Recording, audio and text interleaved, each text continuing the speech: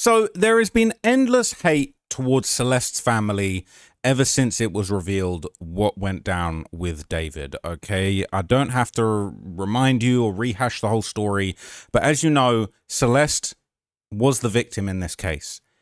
I believe her families are secondary victims. They found the most horrible news that a parent could ever imagine. I don't think anybody in their wildest dreams could think that things get this bad. To find out that you have lost your child is one thing. To find out that you've lost your child to murder is another thing. But to find out that allegedly your child was murdered by an older boy that had groomed her for years, dismembered her, left her for months in the trunk of a Tesla is just unfathomable. I can't imagine the pain that they're going through, and my utmost condolences to the family. Now, there's a very weird campaign going on at the moment to try and victim blame and blame the family. I'm sure that mistakes were made. I'm sure the family has a lot of regrets. I'm sure that there are things that they wish they could have done differently. But I think a whole bunch of people are taking up for David in a way that is very, very gross. And I'm going to expose everybody that is spreading this narrative. And don't you worry, like, bruh, if you think you got off scot-free, no chance, all right? I'm going to be exposing everybody just like I've been exposing people on the subreddit that have been spreading these slanderous narratives, okay? I've seen all types of slanderous lies spread about the family with no evidence. Now, look, I'll keep it real with you. Clearly, there were some mistakes made. There's been a lot of talk about this notarized document that allowed Celeste to travel abroad with David. We still don't know the context of that, but, okay, clearly there were some oversights. But I don't think it's the family's fault. I think there is really one person to blame. There is one groomer, one murderer, one dismemberer, and it's going to be proven in a court of law with all of the evidence. But I really wanted to use this video as an opportunity to really attack one of the theories that I think is like truly out of line when it comes to the family. Now, there's been a whole bunch of lies that have been spread that the family were drug addicts, that they were pimps, that they were trafficking Celeste, that they allowed other people to do things. There's been zero proof of any of that. Okay, now I told you guys in the previous video about there was allegedly a person that was doing bad stuff to Celeste called Gus. Okay, he got killed. All right, there's been absolutely baseless rumors that the parents somehow condoned this.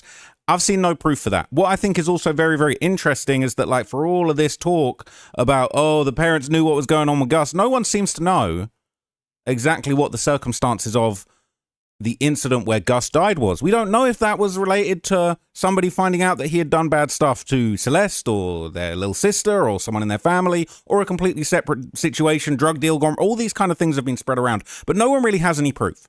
But in this video, I'm going to attack one of the most horrible accusations that the family didn't care about Celeste, that they just didn't care. They just handed her to David on a platter. They didn't care. They didn't even call the cops. Oh, she stopped replying to them after she was killed and they just forgot all about her. It's nonsense. I saw the family breaking down in tears in court. It was very, very hard to watch. I saw the, horrendous evidence of what was done to Celeste and the damage that was done to her as a person, and it was just horrific. No parent should ever have to go through that. And the idea that the parents didn't care, they just forgot all about her, is nonsense, okay? So in this video, I'm going to break down to you all of the times that the parents called the cops, or at least that there were calls made from, allegedly the Celeste household, let's say, okay? So there are 35 instances of them getting in touch with the police from this residence, okay? 35 calls to the police. People will say, oh, they barely cared. They called the cops once. There's 35 calls to the cops, okay? And some of these were made while she was alive. Quite a lot of these were made while she was alive. And some of these were made after she passed away. Now, I personally, I'm going to give you some of my opinion as we go. I've got information about every single call, and I'm going to give you guys my opinion. Now, here's the thing. There's a whole bunch of lies being spread. They're saying, oh, the parents only reported her missing so that the school would stay off her back. Look, they reported her missing. Celeste's mother put up missing posters, posted them on social media, said that she was in distress looking for her daughter. And they were looking for her, all right? It's been inferred in some of the paperwork, okay, that David lied to people. He knew that the family was looking for her. And let's not forget, there's also a little bit more context to this in that the family, look, from what we understand, they don't speak English, or there's not a lot of English being spoken by the parents. I saw them using an interpreter in the courtroom. And I would say that this all happened in a climate of, immigrant communities in the United States being, persecuted, ICE raids, saying people getting kidnapped or disappeared. Now, this isn't going to be a video about that, but I have sympathy for that. I understand why those communities might not trust the authorities. There's been Americans that have been killed by ICE. We've seen it in the news. There are a couple of instances, okay? This isn't a political video, but I do have sympathy, and I understand why it might be hard for certain communities, depending on the status of members of the family or relatives, to want to get in touch with the authorities. And let's not forget the fact that they called the police a bunch of times. The police were sent to David's property. They pulled up on David. They warned him before they turned up, and they turned up to a property where we now know, based on some of the evidence retrospectively, that he was harboring Celeste as a runaway, and he did do Operation Awesome and kidnap her from her family home, and he had planned to do that with a bodyguard in the middle of the night. The cops went there, warned David, they pulled up, they asked him questions, he said, I thought she was 18, and that was the end of that. I've seen the body cam footage in court. I've seen it. So this idea that, they didn't do enough, really the police didn't do enough. Let's be real. The police were contacted, they didn't do enough. So this idea that they should be nuisance calling, the family should be nuisance calling the police every single day, after they'd called the police many times, after the police had attended the property and spoken to David one-to-one, and they did sweet F all. The idea that the family should be nuisance calling the police day in, day out, even though the police had already attended and done nothing, is ridiculous. And add that onto the fact that a lot of immigrant communities were being persecuted around the time, and you really expect them to call the cops every single day, put a target on their own backs, create a situation where the cops that already have been, let's face it, unhelpful, might be looking into them for the wrong reasons. I don't think it's fair. But anyway, without further ado, let me show you my research, because I've got a full document here. So you might have seen this image before, but this is essentially like a document that's gone around for quite some time. Shout out to True Crime with Strategic Eyes for archiving this. There's a few people that have posted this on Reddit before, but this was kind of the best copy that we had. Let me get my iced tea on. And so this is basically a document that breaks down all of the times that allegedly the police were called, or the authorities were called, from Celeste's household. Now, what's interesting, this dates all the way back to, what would this be, November of 2020. It's an interesting date, and I'll tell you why in a minute. All the way up to September the 29th, 2025. Okay? So I'm going to break all of this down, and shout out to my team. We've been working really hard on this. This was something that we decided to look into maybe a week ago. And we've got a breakdown of every single call, every single entry, and basically the backstory on every single entry of these 35 calls. So the idea that parents didn't care, or they didn't... 35 calls to the cops from start to finish, okay? So I want everyone to shut the hell up about, they didn't care, they only called the cops once. No, they called the cops 35 times, all right? And people don't want to say, well, after she died, they didn't know she died. They didn't know when she died. They didn't know that she was dead. Okay. Oh, after she died, they only called the cops once, and then again once they identified her. Well, here's the thing. They'd been calling the cops a bunch. 35 cops have been called and called and called and called. At a certain point, they don't even know that Celeste had passed away, and there were a bunch of nonsense of people going around on Reddit saying they should have pulled up to David's house, which there's no proof that they were aware of that property. When the police were sent to David's other house, we don't know if the cops got that from looking at David's cell phone records or from private messages, or we don't know that there's no proof that the family sent them there. So this ridiculous idea that the family should have gone literally sniffing around David's mansion, we don't know if they even knew where David lived at this point. And bear in mind, he hopped from property to property during this period of time. So I'm just going to absolutely debunk all of that nonsense and slander against the family and go over every single one of these 35 contacts that they made with the police. And again, just because there weren't 35 contacts with the police after her death, which they were not aware of for months, okay, this goes to show that they were making contact with the police, that they had made effort to try and find Celeste.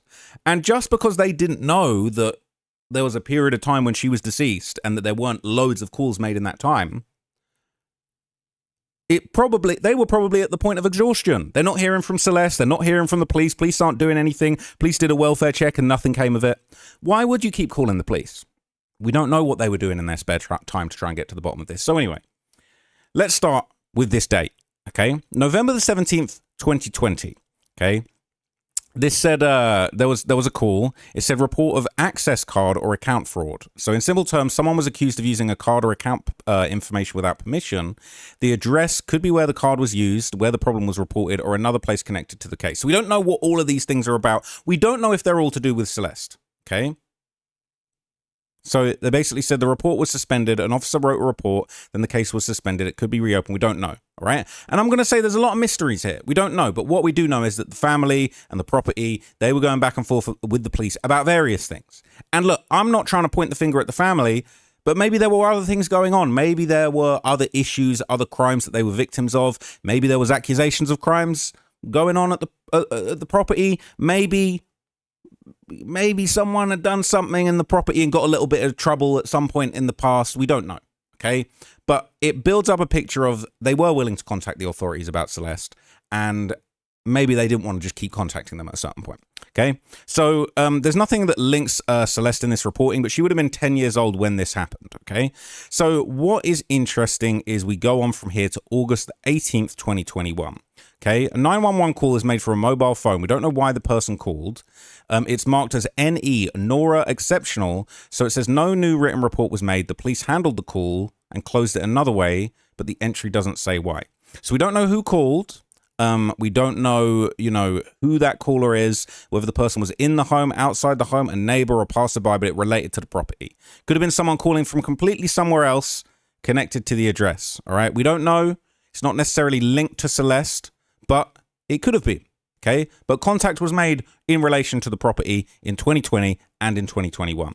Now at the start of 2022, okay, January 2022, January the 20th, a 911 call is made from a mobile phone. We don't know why the person called, and this was also Nora Exceptional. No new written report was made. The police handled the call, closed it another way. The entry doesn't say exactly why. So we don't know who the caller was, if the person was in the home, okay, if it was a neighbor, a passerby, or calling from somewhere else.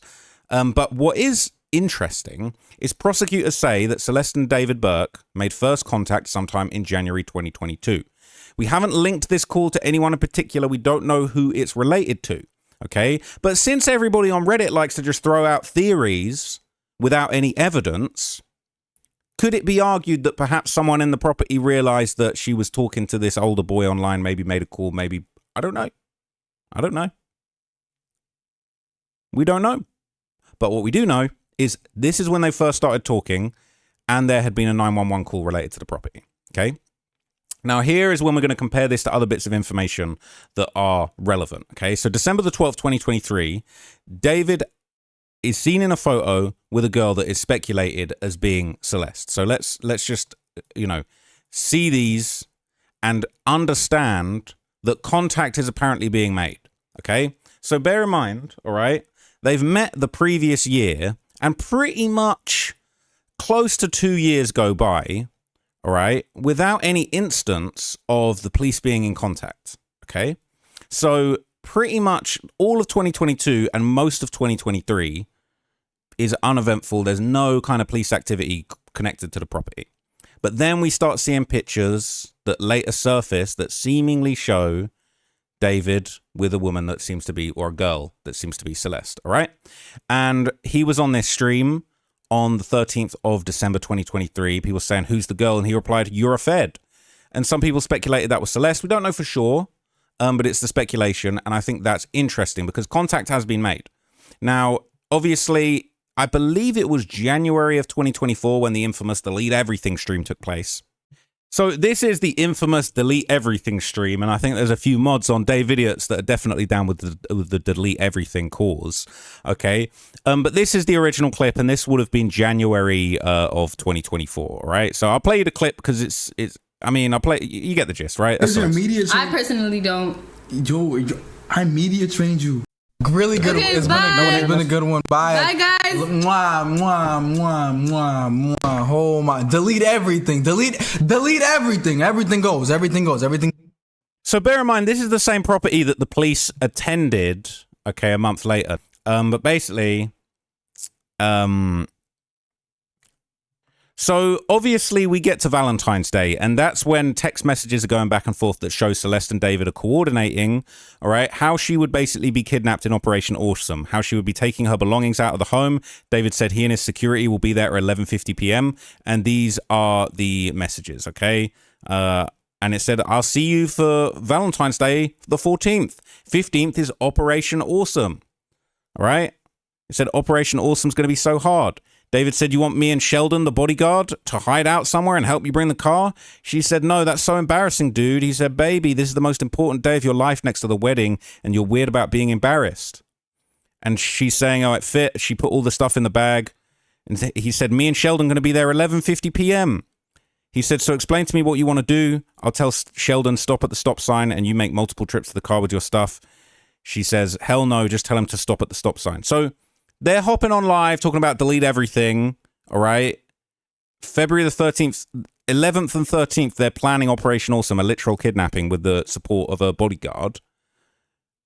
And it's going down on the night, the late night evening of Valentine's Day, and Operation Awesome, where she basically moves into his house, is the 15th, okay?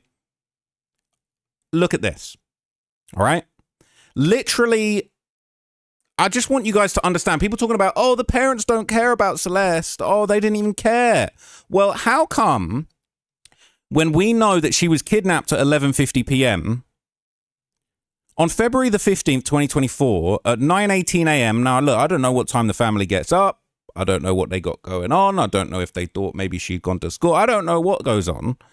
But at 9:18 in the morning, the next morning after Operation Awesome, we don't know what time Operation Awesome actually went down, but we know it was planned for 11:50 p.m. the night before, and this was the day of Operation Awesome. Looks like Celeste's family had their own operation going on to call the police, okay? And basically this has a call code. It says a general, minor, or miscellaneous crime call. We don't know exactly what happened, but it was a report. The officer wrote a written report. Celeste's family and the LA Times doesn't say which member called, but this basically matches up with Celeste's first known missing persons report. So it's likely that this was a missing persons report that was made, okay? It said that her family, it said that her family said a camera showed her leaving home around 2 a.m. So it sounds like Operation Awesome actually went down at 2 a.m. rather than 11:50 in the middle of the night. And they said her location was unknown, and they called the cops at 9:18 a.m. So I just want to give you a reference. This is the LA Times article that has some of the information that we're citing here. And obviously it says she disappeared over Valentine's Day 2024. It was the first of many episodes of her running away from home, and she was reported missing 3 times by her family in 3 incidents in 2024. And that sparked multiple calls with police, and her mother would go on to make emotional pleas on Facebook for her to come home. Neighbors saw missing posts on local streets, and the family was seeking video surveillance from the neighborhood to yield clues. Sounds like the parents and the family were doing a lot. They were literally doing the detective work themselves and seeking out local surveillance to find out where their daughter had gone. So this idea that, oh, they didn't even care about her is nonsense. So later on February the 15th at 7:41 p.m., the family basically received a follow-up call, and they were in touch with the police once again. So the officers checked on them. They continued working the matter. They basically, this doesn't mean a new incident happened, but they followed up. I don't know if this was an in-person follow-up, if this was a call, but basically this was, at 7:41 p.m. Obviously, we don't know where Celeste was exactly at this time, but what we do know is that she was likely with David. Now, what's interesting is, again, there would be another conversation with the police on February the 16th at 3:22 p.m. So, again, the same kind of call code or the same contact code. It says there was no written report in these. And as we saw from that LA Times article, the Riverside Riverside County Sheriff's Office, refused to, or at least at this stage are not willing to release any of the records related to this. But at this time, Celeste was still missing. It sounds like this is when, missing posters were shared. So on February the 16th, 2024, that's when this image was shared to Facebook by Celeste's mother, and she posted it, along with some text that you've probably seen in some of my other videos, basically saying that, she's missing, she's in distress. Please get in touch with her phone numbers. 2 phone numbers were on there if you have any information. Says her family's very worried. Doesn't look like the family don't care about her. Look like the family were frantically trying to find her.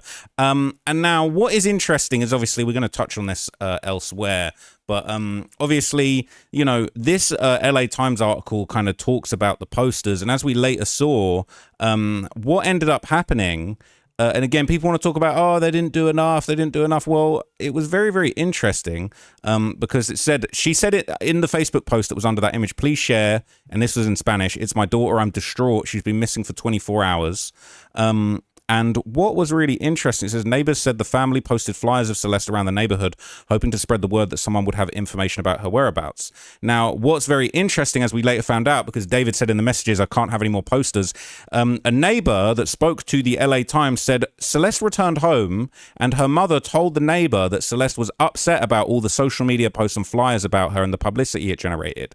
All right. So when she returned home after that, right, she left again on March the 19th, 2024, and we're going to get to that, and they reported her missing again. But she came home and she was apparently pissed off about the fact that they'd been trying to find her with these missing posters. And again, it's like, no offense to Celeste, but it's like the family clearly were worried, but then she's coming home talking about, oh, why are you posting missing? She's pissed off. She's becoming more defiant as a result of these posters, okay? Now, there was contact with the cops again on February the 17th, 2024, and then again, that was at 3:30 p.m.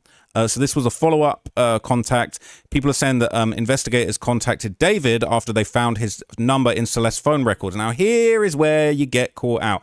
Everybody's saying, why didn't the parents just go to David's house and sniff around? Well, it sounds like they contacted David directly because they found his number in Celeste's phone records. Now, how comes they could do all this investigation, but they couldn't work out that this guy was abusing her? The cops low-key dropped the ball on this one. And the Riverside cops tell the LA County cops to go and check his West Hollywood home. He was probably, like, he was warned, but then also, like, they probably asked him for his address and said, we want to pull up and check that she's not there. Okay, so he probably gave the address. I'm not thinking why would he, if he is doing all of this horrible stuff, why would he ever give the family the address? Okay, so again, I just want to absolve the family and just, the cops really dropped the ball on this. Why is nobody blaming the cops? Everyone's saying the family, the family, the family. The first time she went missing, the family kicked up a fuss and sent the cops around there. Cops didn't do shit, all right? So Celeste wasn't found in that property. David said that he didn't know where she was, which was a lie that we now know. And we know that she was there based on other images that had been shared that seemed to place her in the property. And it was just like a massive failure by the policing, really. Prosecutors obviously say that Celeste returned to the family. It was February the 19th. There was reports that, you know, an email had been sent to David's management. And as we see here, this is the wrong thing. I'm sharing a lot of the wrong stuff today, my bad. So, you know, when she came back, all right, she was upset by the social media posts and the flyers and stuff, and then she ends up leaving again. So she returns home with the family, and this is what's interesting, okay? There is contact with the authorities after she returns home. So again, this idea that, like, oh, they were just lying about her being missing to, you know, to keep the school off their back. Well, if that's the case, I don't know if they're letting the cops know that she's back. I don't know if the cops are following up saying, is she back? And they're confirming it. We don't know exactly what this is in relationship, but basically the relationship to, but the day after she comes home, there's communication with the authorities, okay? So this call was after midnight on February the 20th. It means that it's pretty likely that that call was related to her return. Now, there was another follow-up after her return. So basically, this was February the 25th. So we don't know if this is, you know, the cops calling them, just checking that everything's all good. If they're calling the cops, just saying, we want to make sure that, like, you know, everything's laid out. Or maybe, we don't know. They could be calling the cops saying, yo, like, we think that this dude's going to try and take her again. Like, there might be another Operation Awesome coming. Like, she mad about the posters. Like, we don't know what to do. We don't know. But plenty of contacts being made with the cops. Okay? So Celeste ends up being reported missing again on March the 19th, 2024. Okay? There's a miscellaneous crime call. We don't know exactly what the call was about, but it's likely that Celeste's family made a missing persons call. There were different agency records created at the same time. We don't know who started each record. But basically, this is the second time that Celeste is missing. And obviously, a nearby business owner said she appeared to be seen in a clip approaching a dark vehicle. Her exact location was unknown. But records were created around this time. And that's when we see this footage of her at around 7 a.m. going to the convenience store. And she apparently used to go to this store every single day. I don't think there's any sound on this. But that's her, like, walking away from her family home, like kind of jogging down the street. And she's eventually going to this convenience store. So this is like 7 in the morning. She's basically like escaping her family, right? So this is the store. That's her apparently walking away. This is a convenience store she used to go to a lot. And obviously it sounds like they went and got the surveillance footage and kind of got, you know, evidence that she had left, and looks like she's wearing a hoodie. She's being low key. She hiding out. Like, it's Operation Awesome 2 by the look of it, if you ask me. But hey, what do I know? You know, apparently the family handed her to David on a platter. It doesn't look like it. It looks like an Operation Awesome Part 2 to me. But anyway, okay. Obviously, what's interesting is, you know, the police are immediately contacted at 7:57. Allegedly, less than an hour after she goes missing, they're getting in touch with the authorities. So you want to say all this stuff about the family didn't care? It's nonsense. It's bullshit. Okay. So the neighbor said that Celeste's family had asked the shop owner said Celeste's family asked him if he had any surveillance footage of the street. He shared with them the video clip that showed the girl walking down the street. He believes it was Celeste, showed her approaching a dark vehicle out of the frame of the surveillance video. He shared the footage with the family, but didn't hear back from them. So all of these trolls and just horrific people, they're saying the family didn't care about Celeste, but why are the family doing detective work and calling the police less than an hour? Less than an hour after she goes missing, they're on the phone with the police, and they're at the convenience store she goes to every day doing their own detective work, getting surveillance footage. So it sounds like they cared a lot more than everybody, basically. It sounds like they cared more than the police. So as it says, her family called officials at 7:57 to report her missing, and deputies returned about a week later for a follow-up, but we didn't get any specific details about those follow-ups or how they went down. So it's interesting, right? So it all matches up, you know, the second missing persons report, that footage of her going missing. And so basically, after that, on March the 19th, 2024, shortly after 7:52. So is this a different? No, sorry, that's the same call, I believe. So that's the same entry. But it says that there was like another record. It said a no call result was listed for this entry. It said it looks like another record connected to the same missing persons call. It had the same date, time, and sequence number. So obviously we're digging deep into this. It says another call is made, and this basically officer made a written report about this. We don't know what's in it, but they made a report, and it basically matches the second missing persons report. The family asking nearby businesses for the video. So they obviously gave all of this over, and a report was made. Now a follow-up call was made on March the 26th. At 9:17 a.m. So they're getting up in the morning, getting on it. They're contacting the cops, all that kind of thing. And this is apparently, according to the LA Times, this was the deputies getting back in touch and following up a week after the initial missing persons report. Okay, so that was kind of covered in this article. And, you know, we don't really know the extent of that. But, you know, what we know is that it wasn't successful. So on the 1st of April 2024, a follow-up call would be made at 9:40 a.m. So we don't know who the caller was, we don't know the details, but what we do know, this is April 1st. Apparently Celeste returned home sometime between March 19 and April 5th missing persons report, but we don't know the exact date, we don't know the exact details. There was more contact with the authorities. Basically it says officers were working on an earlier call or report. This was April the 2nd. Is that the same one? So this was the following day at 2:38 p.m. So they're going back and forth, and this is before the next missing persons report. We don't know if this could be them saying, oh, she's back, or this could be them following up saying, look, where is she, what's going on? And this could be them saying, oh, she's back for a little bit, and then before you know it, she's gone. So again, at 9:29 p.m. on April the 5th, 2024, okay, the family report her missing. This is the third and final time they officially report her missing. And so this was a written report was made. We don't know for sure. This was the third missing persons report made. The family called at 9:29 p.m. They said she left the house wearing grey pants, black sweater, a hat, and the Hello Kitty sandals, which were kind of quite famous in the description of her. Her location was unknown, and this was the last publicly confirmed missing persons report before her death. Now, a lot of people want to say, oh, the family didn't care. Well, no, they've done this 3 times. I'll keep it real with you. Look, this was probably starting to look bad, all right? They're constantly following up with the cops. They putting posters around. It's becoming a whole thing. Maybe they're worried about being persecuted. They're worried about issues coming back on them. And clearly, All right. This has become a very stressful situation. They can't keep their daughter in the house. So this says, obviously, that a few days later, she was reported missing again. The family's called deputies on April the 5th, 2024. The deputies called to the home again a few days later. They did a follow-up report, and there was back and forths. And basically, they said that in one of the incidents where she was reported missing, she had been driven home in a police patrol car. Now, is it possible that I'm going to speculate, because everyone else loves to speculate about how evil the family are.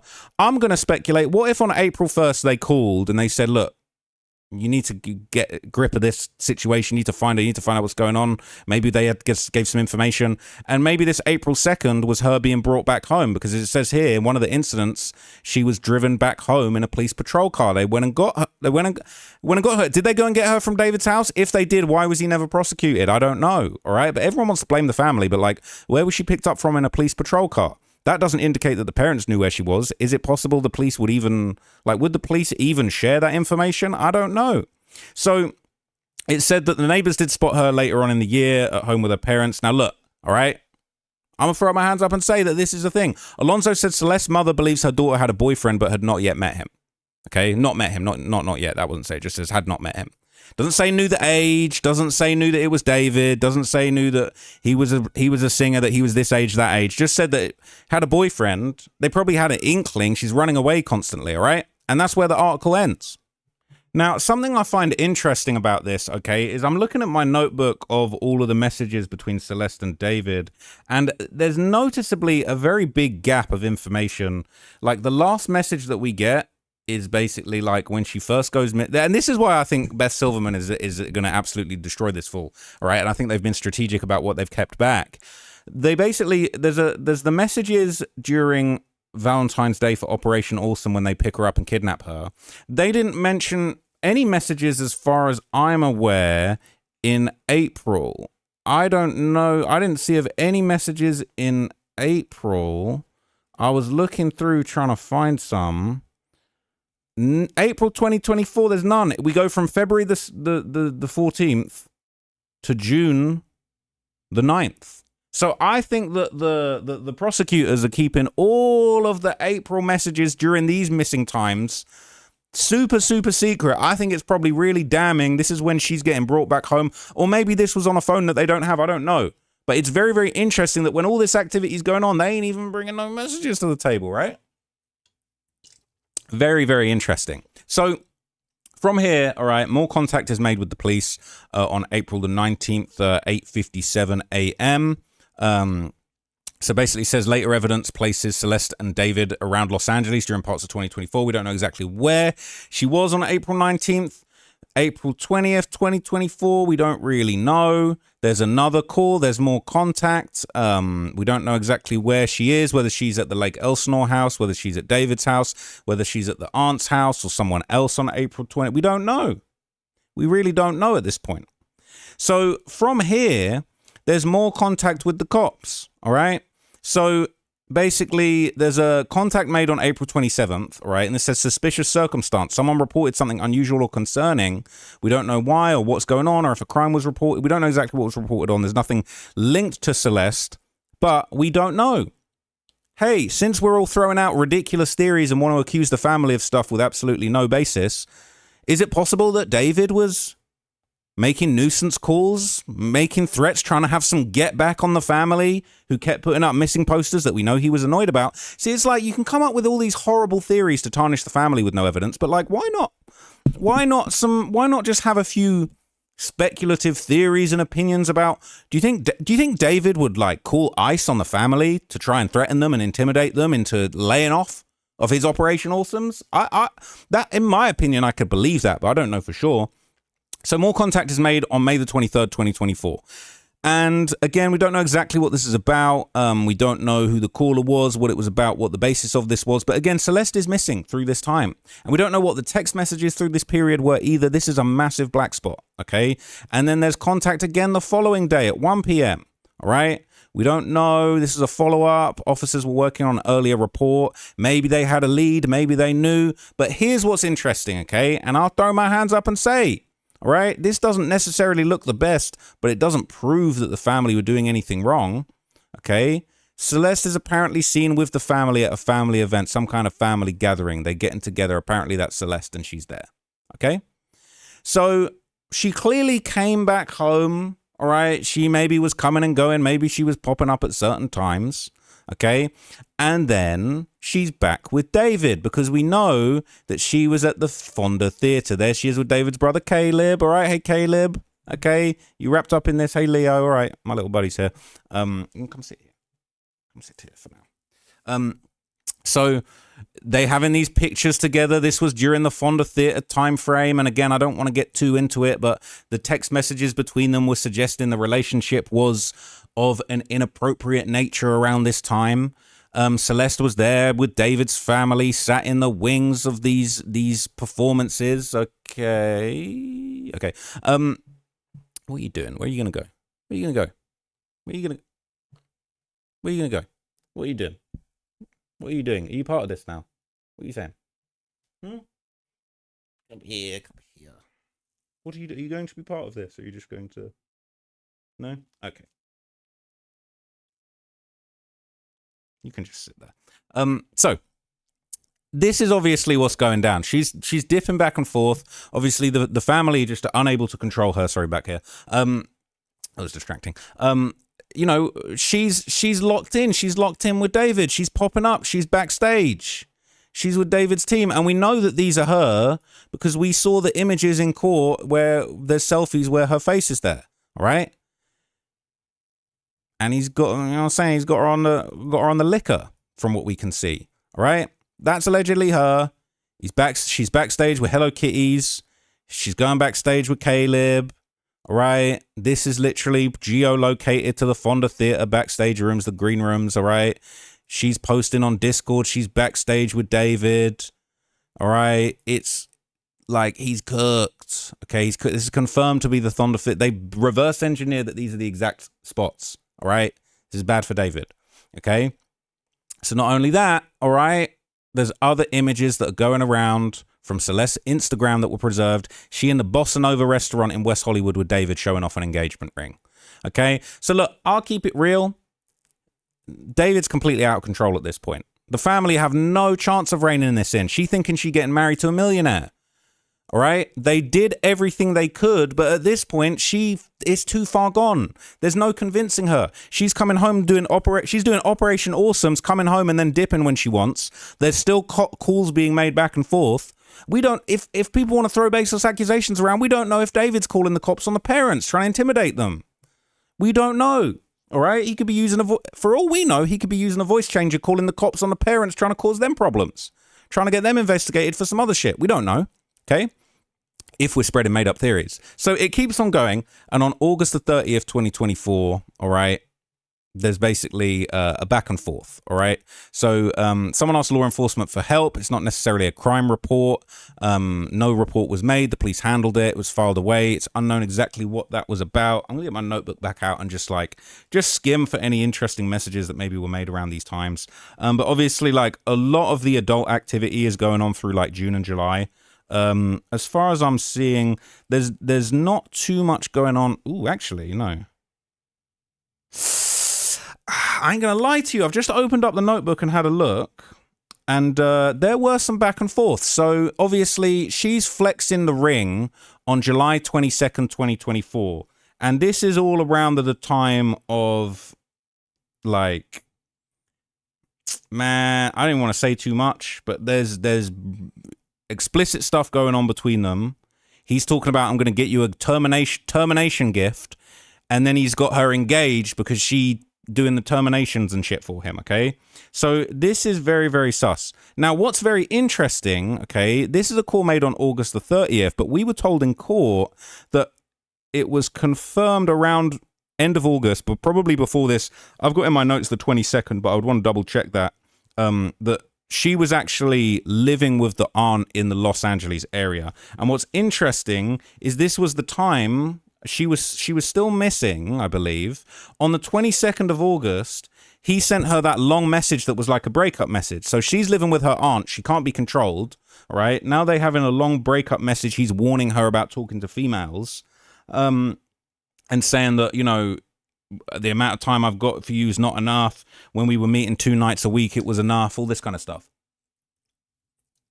And then calls are being made. So what's really interesting, all right, this call was made at 6 p.m. This is crazy. I'm going to speculate. This is my opinion. I'm just going to speculate. A call was made or contact was made. Someone asked law enforcement for help. It wasn't necessarily a crime report. Okay. 6:05 p.m. Okay. I don't know if this was about Celeste. Could have been Celeste getting dropped off. Could have been them giving some information about Celeste. But what we do know is that 2:08 a.m. on August the 30th, 2024, so the early morning hours before this call was made, okay, David and Celeste are going back and forth and having an argument where she's saying, I ended my descendant for you. And then basically he's saying, she's saying, I still would have been there for it. I shouldn't have got rid of it. You know, David's basically gaslighting her, saying, oh, it would be selfish to keep it. It would have been mine. She's saying it was an innocent life. I have to lie to people around me for the rest of my life for that. He's saying, well, let's end the conversation there. She's saying, I can talk about it without crying. And, you know, when all this is going on, she's saying she's willing to talk about her young'un. He's saying, I don't like talking to you when you're upset. He's saying, he's gaslighting her, saying, you know, I'm sad of how the baby was going to come outside of marriage. That's not how I pictured it. It can change for my next child, all that kind of thing. All right. So they're having this horrific conversation during a period when she's living with the aunt. And then later in the actual evening time on that day, this call's being made. Now, I think that's really interesting. It sounds like maybe she was staying with the aunt when all this type of nonsense was going on. All right.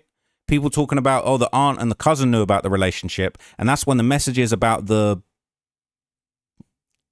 terminations are coming in. All right. And they have an argument. And then that same day later on, they have an argument. And then there's some kind of contact made. All right. I wonder. So this is interesting. Now, this is very, very, very interesting. So on September the 7th, David and Celeste have a back and forth. Okay. So what's really interesting is they have a back and forth, and we were told in the court that in between in between this call and them having an argument, they had a back and forth on the 7th, the day before, the day of her birthday. And she says, I haven't taken a pee test in a minute. And he says, well, you haven't missed a pee. And she says, I'll take one when I see you. And basically, she goes home for whatever reason. So they haven't seen each other. It doesn't sound like he sees her on her birthday.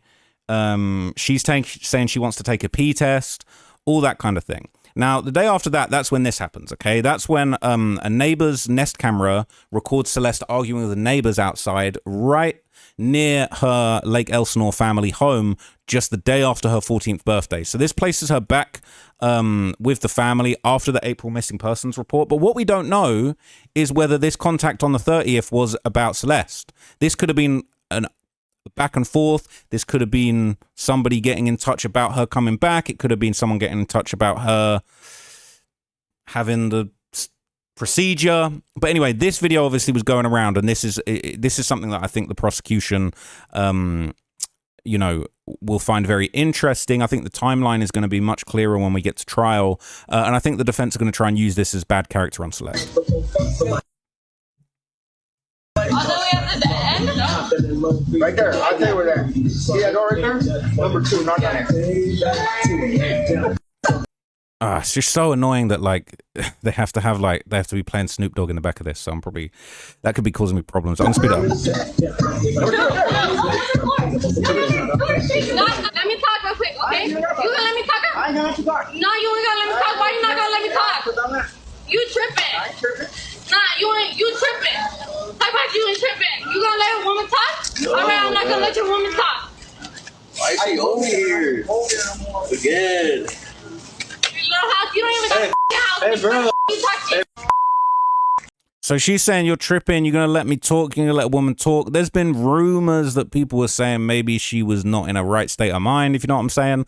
And they saying, why are you over here? Yeah, ain't nobody black right here, homie. We're Southsiders right here, homie. They're saying that she was saying the N-word and stuff. And obviously we now know David used to say the N-word with her. So maybe that's rubbed off on her. She got to learn it somewhere. We're Southsiders here. Get it right, homegirl. Shut up with your black talking. Shut up. And they're saying we're Southsiders, right? They're saying what do they call them? Sereños. You know, that's a Hispanic gang. So they saying, hey, we the Hispanic Southsider gang down here. We the Sereños down here. You talking like you black girl with your black talking. No! Yeah. No! Yeah. Ain't nobody black right here. What are you talking about? What you say? I said we're not black over here. Why you keep calling us?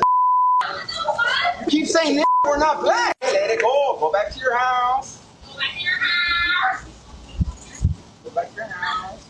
Your house. You ain't gonna do nothing, bro. What you gonna do? You ain't no gangster. You ain't nothing, homie. What you are? What you are but a little girl?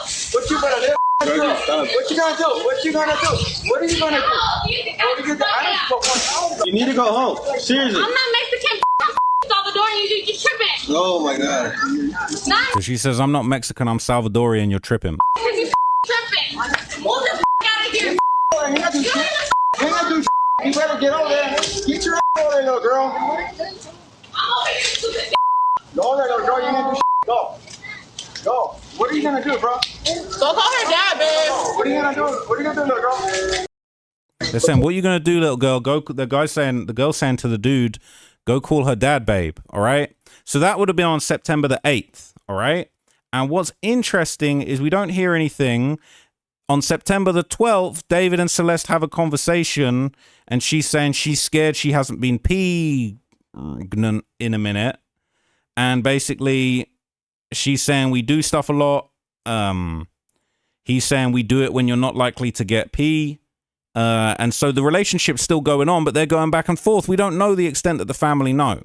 Now, what's interesting is obviously September 24th to October 5th. That's when we hear about this notarized travel consent form that was signed by Celeste's parents that allowed her to travel with David. Now, this is the court transcripts for this, okay? And obviously a lot of people act like I'm too scared to read this, but this is what it is, man. Like, I'm not going to shy away from this. I want you guys to have the complete timeline. And this basically says that the parents, you know, had put their signature basically, or their name had been included on this notarized document that allowed her to travel to London from September 28th to October the 5th with a week without any of her family members and to be alone with the person they knew to be David Burke. All right. So that's there.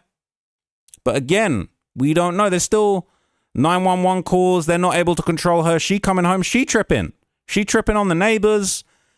I don't know if they really got control of the situation. I don't know. Maybe they're out of their depth. Maybe they're struggling. Now, there would be messages between them. Obviously, it would be in November the 7th, 2024, when she would basically say, we did stuff every day for a year straight. You treat this, and David replies, you treat this like it's the first breakup. It's the 8th breakup. That's in November. So, you know, like a month after their trip to London, and, you know, there was rumored that there was a trip to Texas to meet the family as well. And they would kind of go back and forth. They would have messages after the reported breakup. And I don't know if I want to read these and get in trouble, but these are some messages. This is some other stuff that's that we didn't know, actually. Hang on. So those are like messages sort of after the reported breakup period on December 5th. But what we do know is, so, okay, this says, last time me and Celeste called, she was drunk and spam calling David. They have matching tattoos from when they dated. David used to have pictures of her up on his Instagram. After they broke up, he took it off. Only thing throwing me off is the age. But I'm just going to assume she lied about her age to everyone in our friend group back then because they did date. Then 2 days after that call with me, she deleted her whole account. Pictures too also. Looks just like her. No way it's another Hispanic Celeste with the same curls and same face. That don't make sense. People saying it gets to a point with coincidences, right? And so they're saying Celeste face reveal, right? So she been known, right? They're saying second side for proof that he knew her. That was her, right? It said, I was getting too many messages and hate being in this type of stuff, but the body that was found in David's car was ID'd as my friend and a friend of my old friend group. It was known she was dating David to me at least. Screenshots I'm showing is first me explaining my story with everything and her a bit, showing proof that it's the same girl by name and face from the stuff that she sent me back then. It's hard to prove some of the screenshots, and Instagram deleted her messages from when she deleted her new account, but I have old screenshots from her older account that shows her messages. But to add more proof that I knew her, I added a screenshot at the end of us just being in the same group chats, matching the same name, and PFP as the screenshots, profile picture as the screenshots of her in the David server. Then another screenshot of a picture of them together and got posted online. David also used to have pictures of her on his post, but he took them off when they broke up from what I could depict. The last time we spoke was around December 2024. She drunkenly called me asking to call, as you can see in one of the screenshots where I'm telling her I can call in a minute. She was crying, throwing up, sharing her screen, showing me she was spam calling David and spam texting him to pick back up the phone and how she misses him. I probably have a screenshot of the phone number somewhere, but I couldn't find it. I'll look again when I can. But then a few days after that call, me and her, had she deleted her account again, went ghost off everything. I no longer had contact with her, which I didn't see as anything wrong, because it wouldn't be the first time she went off the internet. Had no idea she was missing. To people saying that I'm lying about all of this, I genuinely don't understand how I benefit of anything. I'm cutting certain connections off from myself by speaking out on this because I'm also a music artist. I was this girl's friend. We were decently close enough for her to talk to me about her relationship stuff, and I'm not using her name for some stupid stuff. I was genuinely distraught when I connected everything together, especially when the last call we heard from her was our call, #David. And this is proof of the messages saying Celeste morning. So that was December 5th. And that, interestingly... So that would have been December 5th that they were going back and forth about this, all right? And she's saying that she drunk calling David, spam texting David, going back and forth a bunch with David, which is super, super interesting, okay? So that's all going on, all right? And then on December 20th, 2024, I've got this in my notes from court, that's when David and Celeste have a pretty bad back and forth. And this is when Celeste says, I thought you invited me to your house to cuddle. I was going to go home. We could have just left it at that. And then he basically says, you asked it if I wanted to do it, and I folded. And basically they go back and forth. And he's like, this happens every time. You initiate it, and I go with it. You ask me to be your boyfriend. I follow your lead. So he's gaslighting her. Bear in mind, he's the adult in this situation, and she's literally a child. But that's going off on the 20th of December. So 4 days after that, okay, they're saying a battery or assault was reported as having just happened in connection with Celeste's peoples. All right. So this is reported at 11:33 a.m. A battery or assault reported as having just happened. Now, we don't know the situation. Nothing confirms Celeste as the caller, the victim, or anything like that.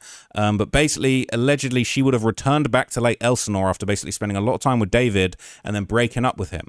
And they said the relationship ended around November 2024, but they continued communicating. And obviously, there's a big gap in communication from this period of time in the court. Like the court, they didn't show any messages between December the 20th and March the 14th. We knew they were still communicating and we knew the relationship was still inappropriate, but we don't know. Now, this is interesting. So Steve Fisher, shout out to Steve, all right?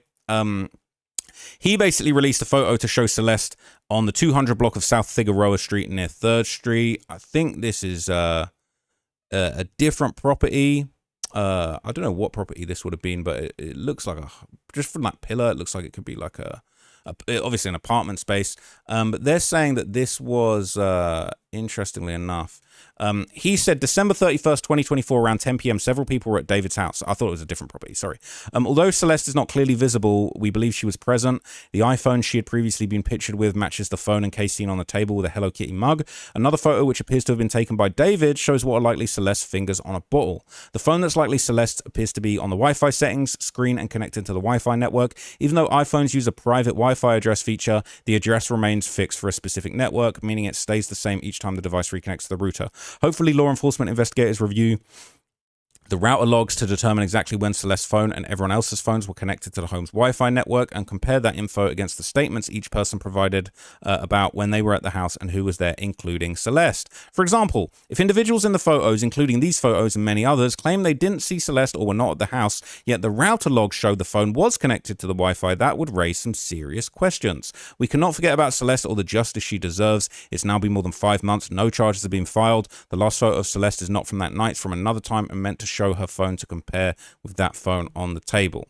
Okay, so they having a big old party and Celeste was invited. Interestingly, that was after they basically had their argument, and she's talking about, oh, I was only supposed to come over and cuddle, and then he's saying you initiated everything. So within a week or two of that, they partying like it's about to be 2025. Interesting, right? So there was another photo of David nearby around the same time. Obviously, there was photos that was taken off of some sort of what's it called? SD card that was recovered from the property. They're saying Celeste was photographed downtown on the night of December the 30th with David. So he was out there with the knife, which honestly, I'm concerned that that knife might have actually been the murder weapon. We've talked about that a lot. They've kind of worked out exactly where that was. But basically, they were still hanging out. They were still doing stuff, hanging out, linking up, all kinds of stuff. And bear in mind, it just goes to show you the family just couldn't keep her out of trouble. We don't know what was going on behind the scenes, but they did a lot. But really, it seemed that David had got his clutches completely into Celeste at that point, and they couldn't do anything. Police weren't doing shit, right? Police had an opportunity to sort that out. So more photos are going around on January the 2nd, 2025. So Reddit users geolocated some of the other photos that were associated with David to Millard Canyon. They connected that work to what Steve had basically claimed, that there was a unreleased January 2nd proof of life photo involving Celeste. And again, there was a lot of talk. We didn't really know when or where she'd passed away at this point. At this point in the investigation, everybody was trying to work out when the murder might have taken place. Nobody really knew. It says on January the 2nd, 2025, David and Celeste were at the Millard Canyon Falls, Angeles National Forest, and not in Santa Barbara County. Santa Barbara was much later. Okay. There was this high spray paint, which says 14 if you flip it upside down, which is obviously very creepy. These were sort of photos from the Canyon Falls area in the forest. It seemed like they had gone there. Okay, and he'd posted that on his Finsta account. They're saying that's Celeste's age. Super weird, super creepy. And then they seemingly had photos that were taken on this beach area with their hands together, doing a little love heart thing going on. This was Zuma Beach in Malibu, and then people were linking. This is crazy. The David You Left Me First lyric video that came out April 25th, 2025. Super weird to look back on that now. And again, this is like David's Instagram posts just of him at some of these same places. The afterlife video with all the red string is super creepy at this point. So I think they're trying to infer that maybe that is the same highway that leads to Santa Barbara. But anyway, that's all going on. Okay. And then what interestingly happens after that, all right, is Celeste and David, okay, they have like one of their last pieces of communication on March the 14th, 2025. And this was at the hearing. They're still communicating. They're still discussing adult stuff. But basically on March the 14th, 2025, it was like this big breakup message where Celeste said, look, we can be online friends, but not in person. I want to move on. David says, okay. She says, this isn't happening. We can't have a balanced relationship. Maybe if things were different, all we do is and hang out. I want more for myself. He says boundary setting is terrible. She says it's more than that. That's all we hear. But within like 2 weeks of that message being sent, there is kind of weird stuff going on at the property. So at 9:04 a.m., someone reports property damage. After it happened, it says this is past vandalism. Someone reported property damage after it happened. It doesn't say what was damaged or who was responsible. The call code, we don't know exactly what it was. So nothing's publicly linked the relationship to this vandalism call. But hey, if we want to do more speculation, I swear I've seen a few Reddit comments going around that said like David had threatened her when they were falling out and it was a beef. David had threatened her, or I think they were saying someone had vandalized her house as a result of what was going on with David. I can't remember if that was true, but I just feel like people have speculated that might have been what it is, but we don't know for sure. So look, I don't know for sure. This doesn't sound like it's directly related, but obviously, some people have put around theories. Some people have speculated that David allegedly threatened members of Celeste's family. So is it possible that there was threats of vandalism? I don't know. But again, if we want to come up with wild theories based on no evidence, why is it always got to be against the family? I could believe that David was threatening the family, that even could have sent security, could have paid someone to vandalize it. I don't know. All right. I don't know. But again, it's just a theory.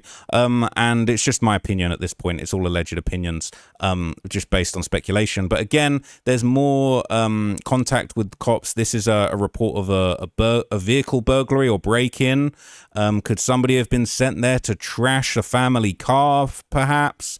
The report was suspended. Officer wrote a report, then the case was suspended. We don't know what this was all about. But there was a written report made, so we don't know. It's a vehicle burglary report, same time as the vandalism above. We don't know exactly what this is all about. It's not necessary. There's no evidence linking it to Celeste. But again, if we were gonna speculate, I could believe that maybe it's 2 weeks after the breakup. We know that she later threatened David. There might have been more threats made that we're not privy to from the court paperwork. Could a threat have been sent? Could a vandal been sent to send a message? Could they have bricked a car in? I don't know. You know, some people have been out here saying that David was threatening the family. So I could believe that that narrative if someone kind of put that forward. So obviously we would later hear that, you know, Celeste was allegedly murdered on April the 23rd, 2025, after a Uber was sent by David. So this is confirmed in the court. April 23rd, 2025, he gets an Uber to his rental house. When she gets there, that's when he stabs to death, like the prosecutor says, lying in wait. While she's lying on the floor bleeding out, he goes on Amazon and buys 2 chainsaws, body and shovel. That was later on he did that. But it's just sad. Okay, so sad, it's so horrible, and rest in peace to Celeste. But the good thing is justice is going to be done in this case. Now, this is the thing. She disappears, and she never speaks to anyone again. She never uses her phone again after 10:10 p.m., I believe, is when the Uber's dropped off. All right? So she never uses the phone again, as far as we're aware. And then on April the 27th, 2025, which is 4 days after her alleged murder, 4 days after she stops communicating with anybody, okay, there is a call, all right? A general, minor, or miscellaneous crime call. Now, bear in mind, Celeste's family have contacted the authorities time and time again, and the police have gone out there and done nothing in the past. So I don't know why you would think that they should have any kind of confidence in the authorities at this point. But 4 days after she stops responding to anybody, a call is made. Now, I see a bunch of really heartless people on Reddit talking about, oh, they only called the cops once and then just forgot all about her. Well, they'd relentlessly tried to get help from the cops for years and gotten nowhere. So I wouldn't think that they really had much faith in the cops. But they still gave it like one more chance, all right? It seems. We don't know exactly what the nature of this call was. She obviously could not have physically been present at the time, as she had been lost her life and was still in the possession of David, unfortunately. So we don't know, but it seems to me that they probably did. Maybe they said, look, we haven't heard from her. Maybe they hadn't heard from her from a while before then. But basically, well, no. So they would have known, all right, because basically she allegedly leaves the home on April the 23rd, disappears for a few days, and they're thinking, oh, here we go again. Maybe they leave it a few days. Maybe they ask a few people around. Maybe they think, oh, we never heard from her again. Bear in mind, she left her Lake Elsinore home and disappeared and never messaged anyone again after that. Okay? So there is contact with the authorities after that. Okay? So this was 11:26, 32 a.m. And there was a kind of another code to this, basically. So it could be a paired or a transferred agency record. We don't know exactly what this is about. This could be maybe they contacted the local authorities. Maybe they got in touch with the Hollywood authorities. Clearly, no one did anything. Just like the last time that the family tried to actually get somewhere with this, nothing was done. Literally, nothing was done. And you can't really expect them to keep calling the cops when the cops never do anything. So they don't get in touch with the cops again. All right. There's no communication, and the cops don't get in touch with Celeste's family again either. No one does anything.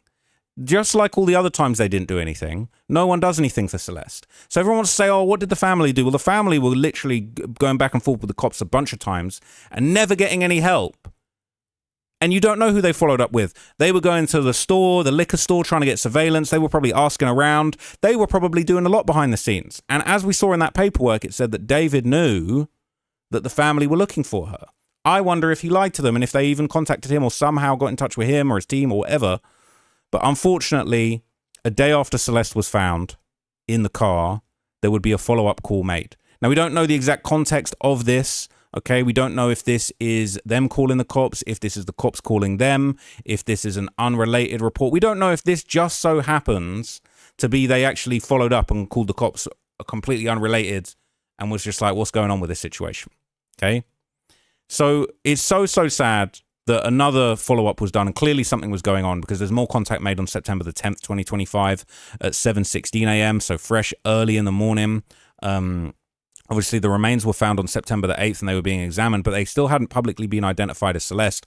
So we don't know if this is unrelated. It might have taken days for the cops to actually put two and two together, and it might have just been a coincidence that they followed up and that they were trying to get something done about this. Now, there would be more contacts on September the 12th at 4:24 p.m. Now, this is interesting, okay? This was a vandalism report. And again, it makes you wonder, how comes random vandalism is happening around with Celeste's family? And again, it does make me think, what if there was something going on where David or someone connected to him was actually trying to intimidate the family? Who knows? Maybe this is just a theory. This is just an opinion-based theory. But maybe whoever was paid or sent to vandalize the last time, allegedly, and some people, like in just a completely wild theory, right? Maybe the same person was sent after the car was towed and David realized that there was a problem. Maybe he thought, it's just a theory and opinion, all opinion-based. Maybe he thought, oh, you know what? If I intimidate the family again and get their place vandalized again, they won't identify Celeste. Now, obviously, that's ridiculous to suggest that that would work. But who knows? This guy is clearly an idiot. He bungled this alleged murder, by the looks of it, in my opinion. And maybe he was that small-brained to think, oh, if I just keep intimidating the family, this will all just go away. Now, on September the 19th, 2025, there will be a follow-up on an earlier call or report. The officers basically continued working on the matter. We don't know exactly what this was about, but it's not a new incident. Obviously, we know that Celeste was no longer alive. And by this date, authorities had identified her. So officially, they identified her on September the 16th. They'd searched David's Hollywood Hills home on September the 17th, but we don't know what was going on. Possibly they were calling to give an update. Maybe they told the family that they found blood in the property. Maybe they had a few follow-up questions. Maybe they had an interview, maybe not. Maybe the family were calling up to find out what was going on. But there was more contact, okay? So it was 12:36 p.m. Within about 20 minutes, there's more contact. Another follow-up, 12:55 p.m., okay? We don't know exactly what that was about.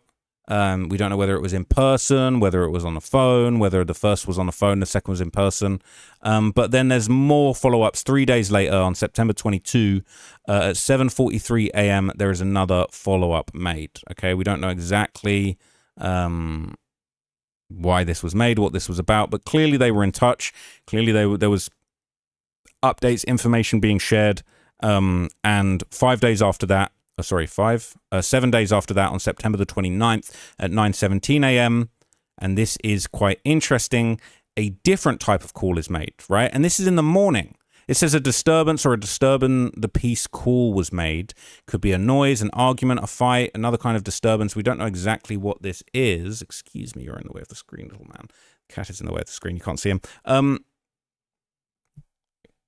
So basically, it says, something was going on at the property. Maybe they were upset. Maybe they were distraught. Maybe they were having an argument. Maybe there was some kind of meltdown going on at the property based on the news that was coming out. We don't know. We don't know at all. Maybe someone turned up to Celeste's house harassing them, causing them problems. We don't know. Okay.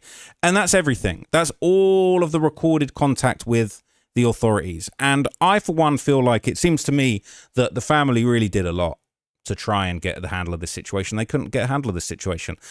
David was a multi-millionaire celebrity that really groomed this girl to a degree that I don't think anyone would have thought possible. I think a lot of people love to say, oh, I have kids. I would never let my daughter do this. I would never let my daughter do that. You don't know until you're in that situation. And it's all well and good. It's all well and good saying if someone tried to groom my daughter on Fortnite, I'd knock them out. I'd find them. I'd take their Xbox away. Yeah, that's cool. None of you have a freaking clue what you would do if a multi-millionaire Hollywood celebrity with 2 mansions groomed your daughter. You probably would call the police. You probably would have missing posters up. You probably would check in with the local shopkeeper at the shop that she goes to every day.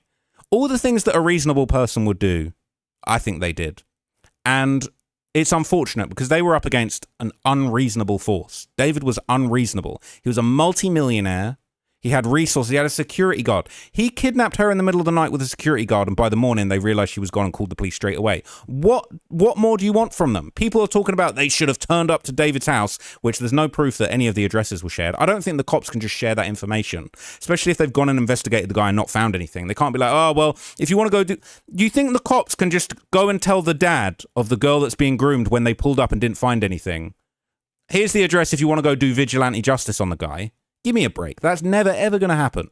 So I think that the family did do a lot, clearly.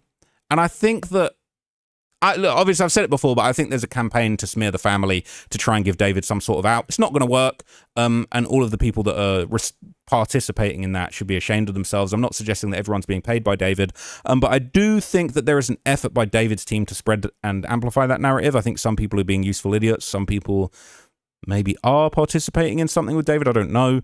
And I think some people are just through and through of a victim blaming mentality. And it's really wrong. So I'm super just grateful for my team for kind of helping me put this together. I think that justice is coming for Celeste. I think people are having meltdowns on Reddit and on other places because they can't control the narrative. And a lot of people are having the wool pulled over their eyes, but not everyone's that naive. I'm not. My team aren't. We know everything that's going on. We see what's going on, all right? And we get into the bottom of it, okay? And nobody is safe. So we are doing this to just let everybody know. I don't think there's anything more the family could have done.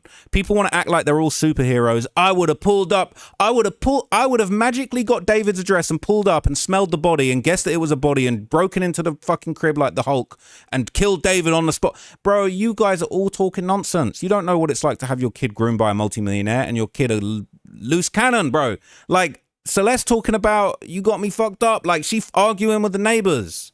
She arguing with the neighbors that are the Hispanic gangsters. She ain't scared of them. So she was very hard to govern. She was very hard to govern, and she was just out on a crazy mission of her own. They called the cops numerous times. They had numerous posters. She was coming home kicking off at the parents because of the posters. She was mad about the posters. So look, I think it's so wrong to tarnish the family like this. I think there probably will be more things that come out.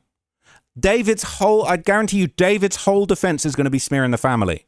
We're going to hear so much horrific stuff about the family, and it's going to be worded very intelligently to make small things seem like big things, to make them seem worse than they are, and it's wrong. It's downright wrong, and I don't condone it, and I want to set the record straight. I am here on a mission to set the record straight on behalf of the family, okay? Not because I'm paid by them, I'm working for them, I'm Team Celeste family, just because I see a family grieving the most horrific...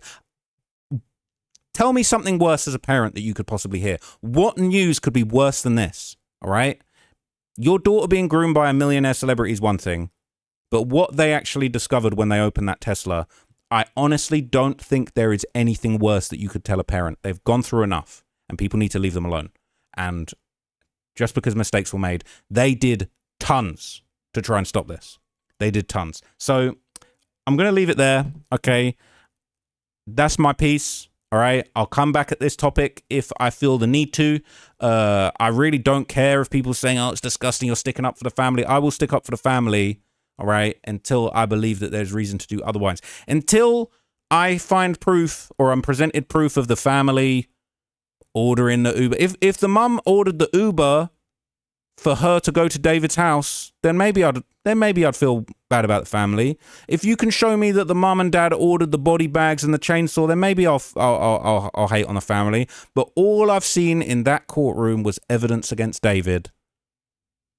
Evidence to suggest that David groomed this girl, manipulated this girl, gaslit this girl, did awful, illegal things, and then took a life where he had absolutely no right to.